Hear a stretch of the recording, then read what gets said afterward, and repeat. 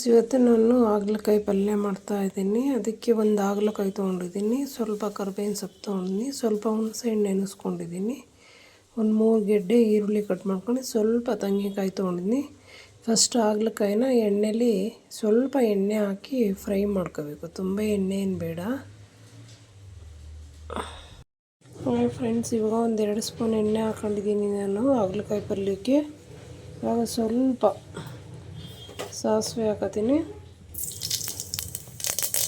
ಅದಕ್ಕೆ ಇವಾಗ ಸ್ವಲ್ಪ ಕರಿಬೇವು ಸೊಪ್ಪು ಹಾಕತ್ತೀನಿ.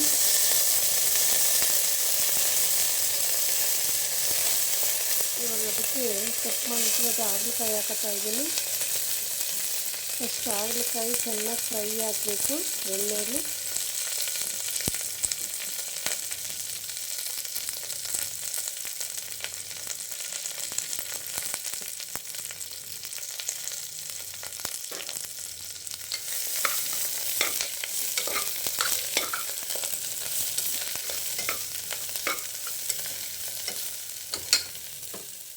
ಇದು ಒಂದು 10 ನಿಮಿಷ ಫ್ರೈ ಆಗಲಿ.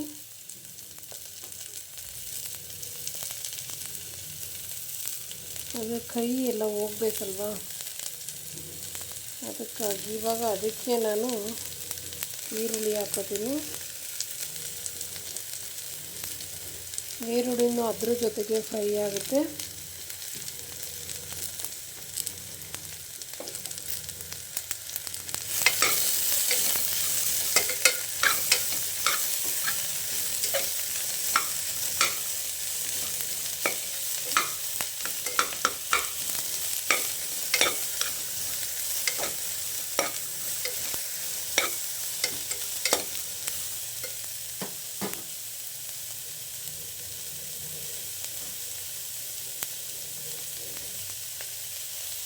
ಅದಕ್ಕೆ ಸ್ವಲ್ಪ ಅರಶಿನ ಪುಡಿ ಹಾಕೋತೀನಿ ನಾನು.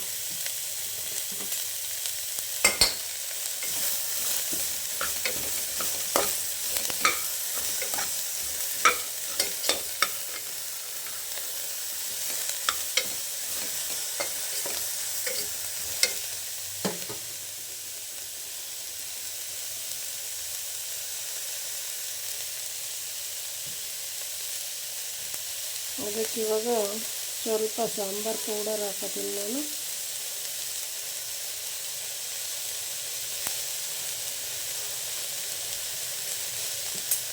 ಇವಾಗ ಅದನ್ನು ಚೆನ್ನಾಗಿ ಮಿಕ್ಸ್ ಮಾಡಿ ಅದಕ್ಕೆ ಇವಾಗ ಸ್ವಲ್ಪ ಹುಣಸೆಹಣ್ಣಿನ ರಸ ಹಾಕೋತೀನಿ.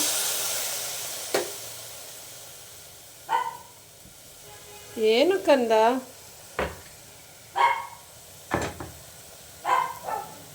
ಅದಕ್ಕೊಂದು ಸ್ವಲ್ಪ ಒಂದು ಅರ್ಧ ಸ್ಪೂನು ಸಾಲ್ಟ್ ಹಾಕೋತೀನಿ ನಾನು.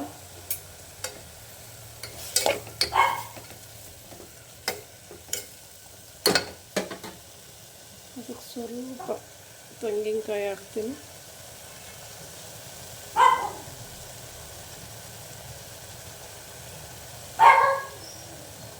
ಅದಕ್ಕೆ ಒಂದೇ ಒಂದು ವಿಷಲ್ ಹಾಕ್ಸಿದ್ರೆ ಸಾಕು ಇದಕ್ಕೆ ಹಾಗಲಕಾಯಿಗೆ. ಇದು ಟೊಮೊಟೊ ಹಾಕಿದರೆ ಚೆನ್ನಾಗಲ್ಲ, ಬೇಕು ಅಂದರೆ ಬೆಲ್ಲ ಹಾಕಬಹುದು.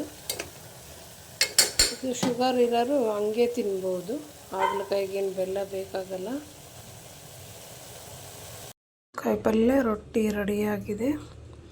ಇದು ಶುಗರ್ ಇರೋರಿಗೆ ತುಂಬ ಒಳ್ಳೆಯದು. ಹಾಗಲಕಾಯಿ 15 ದಿನಕ್ಕೊಂದು ಸಲ ತಿಂದರೆ ಸಾಕು, ಯಾವಾಗಲೂ ತಿನ್ನಬಾರ್ದು ಶುಗರ್ ಇದೆ ಅಂತ.